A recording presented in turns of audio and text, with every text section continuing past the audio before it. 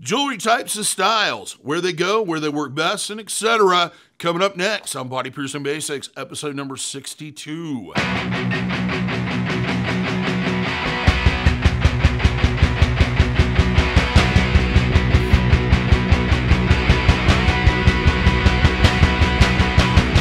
For those that are new to the channel, my name is DaVo. I'm a professional body piercer and have been since 1994. I own and operate the Axiom Body Piercing Studio, located here in Des Moines, Iowa, inside Skin Kitchen Tattoo.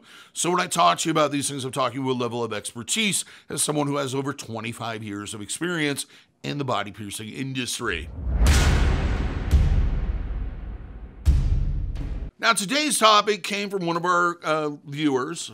I believe it is pronounced, I'm guessing, it's one of two other ones. It's either St. Louis Chick or St. Louis Chic. It's STL space CHIC. So it's one or the other. Thank you very much for your suggestion for a topic for today's video. What we're going to talk about today is what are the different styles of jewelry and where do they work best in the body for initial piercings and even after the piercing is healed. You can kind of break up jewelry into roughly about 5 different categories. The first one being circular jewelry. This is going to be things like rings, Cati bead rings, seamless rings, fixed bead rings, beaded rings, segment rings, and circular barbells. The next one would be studs. These are straight pieces of wire. This is generally going to be things like labret studs and barbells. The third one is going to be curved barbells or curvature jewelry. This is primarily curved barbells or bent barbells. The difference between the two is curved is a natural quarter-inch turn. It's quarter part of a circle. It's very smooth in that axis. Bent tends to be a little bit more at an angle, kind of almost, bent. Then there's specialty jewelry. Jewelry that's only designed to do specific piercings or to be used and worn in certain piercings or for certain types of piercings. This would be things like septum retainers, which are primarily only used in septums, or nostril screws, which though they can kind of be used in other piercings as a replacement for studs, they're primarily used for nostril piercings. Then we get into experimental jewelry or jewelry that's specifically designed to do experimental piercings. This is going to be things like surface-to-surface barbells and dermal implant posts, or whatever you want to call them.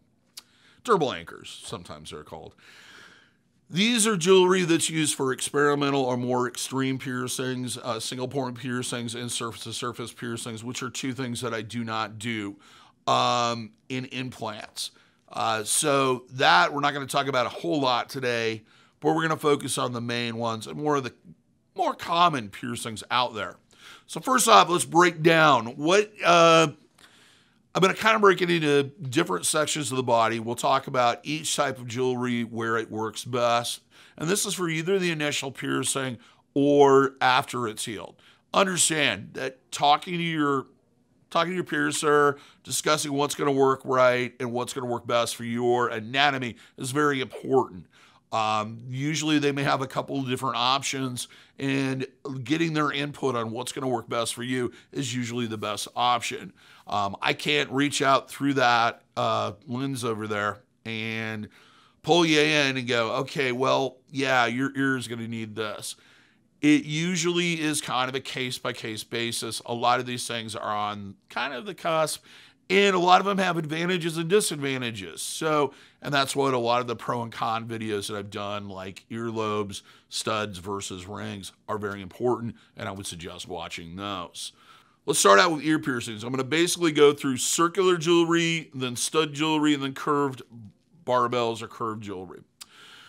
With rings or circular jewelry, lobe piercings will work well. Trachea piercings can be done with it. Daith piercings can be done with it. Upper ear cartilage, often referred to as helix incorrectly. Helix piercings. Rooks can be done with them too. Technically a snug could, but I'm not really going to advise that. And they can be worn in after the piercing is healed. They can be worn in things like conches, anatrachuses, and a lot of other piercings. But initially starting out, it's one of those things where they have a larger profile, which allows a little bit more for swelling. That's an advantage, but at the disadvantage is they're more likely to get knocked around and see a lot more movement. So it's kind of one of those things where, depending on your anatomy and where the placement is, rings may not be the best option for you, and you need to discuss that with your piercer. That moves on to studs. Studs have a lot of versatility when it comes to, or versatile, is that right? Studs are very versatile when it comes to ear piercings. Of course, lobe piercings can be done with with Libre studs or barbells. Trachea is a pretty common one to get done. Forward helix, that flap that lays over the top. Upper ear cartilage, or often referred to as helix piercings. Actual helix piercings can be done with barbells and Libre studs. Anatracheus is another one that sometimes does better with straight jewelry than it does with curved. One that really does well or much better with straight jewelry is the conch. The conch with rings and etc. tends to take a great deal longer to heal. Of course, industrials, if they're helix to helix, is primarily done with a barbell. Depending on, well, yeah, it's always done with a barbell. Otherwise, it would be an industrial. It'd be an orbit. However, sometimes the jewelry's bent and adjusted to fit your actual anatomy. I'm not a huge fan of that, but it can be done in some cases to save piercings or to help them. So kind of they're curved, I guess. That moves us on to curved jewelry or curved barbells and etc. These are going to work in daith piercings. They're going to work in anatracheus piercings. They're going to work in snug piercings. In fact, I would highly suggest if you're getting a snug, that's done with a curved barbell. So that moves us on to facial piercings, and that is your eyebrow, your nostril, your septum. With that, there's kind of basically all three of those can be done with rings. In fact, I think eyebrows heal faster and are less prone to problems for one reason or another with rings than they are with curved barbells. With septum piercings, either you generally want something that is circular, so I would suggest either a circular barbell or a ring initially starting off and throughout the healing period and even afterwards. There is, of course, specialty jewelry like a septum retainer, which is going to fit easily into that, specifically made for it. Nostrils. Nostrils, you either go stud or you go ring, or you can switch back and forth. Of course, nostril screws are a specialty piece of jewelry that's made specifically for nostrils, and also Libre studs can be used. With eyebrows, usually I suggest, as I mentioned earlier, piercing of a ring initially. However, barbells or curved barbells after it heals, not straight barbells, but curved barbells, will fit into that natural curvature of the piercing and reduce the likelihood of rejection or migration. That moves us on to oral. Oral piercings, piercings in your mouth hole. So let's start with the outside. Lip piercings, which are done more at a straight up and down or vertical level on the underside of your mouth, can be done with rings. Also curved barbells. If you want more of a stud style look and you're going to probably stick with studs, I would highly suggest they're initially done with Libre studs, and you pretty much stick with Libre studs. You may have to, if the piercing is too far inside your mouth, you may have issues wearing rings. And this is why whenever you go in to get those piercings, especially bites and etc., that you discuss that with your piercer to say, hey, I want to wear this type of jewelry or that type of jewelry in it eventually. Is that possible? Or should we adjust this? Or should we do this differently? On the top of the mouth, and I'm not going to go through all the thousands of names for everything, including the Medusa and the beauty marks off to the side that have like 8 different names. Those definitely need to be done with Libre studs. Stud-style jewelry works best there. The same thing with cheek piercings or dimples, as they're often called. Those need to be done with Libre studs. Vertical Libres, however, curved barbell or ring, I've had people heal them out with either or with little or no issues. When it comes to tongue piercings, sorry boys and girls, one style of jewelry works best, and one style of jewelry is the only type that I suggest wearing in your tongue. And that's a standard straight barbell, nothing else. So that moves us on to torso. Nipples and navel. Both of those can be pierced initially with a ring. First 15 years or so of my piercing career, they were primarily done with rings. The issue is that sizing is very, very, very crucial, especially with nipple piercings, that it is large enough to allow for swelling, inflammation, and for the piercing to be as flat as possible. Of course, barbells are another option with nipple piercings, and generally what we suggest. Just plain old-fashioned standard straight ones. I'm not a big fan of curved barbells in nipples. They tend to create a situation where the balls hang downward, don't make the piercing look crooked or not straight or uneven. They also can cause the piercing to kind of migrate downward on each side.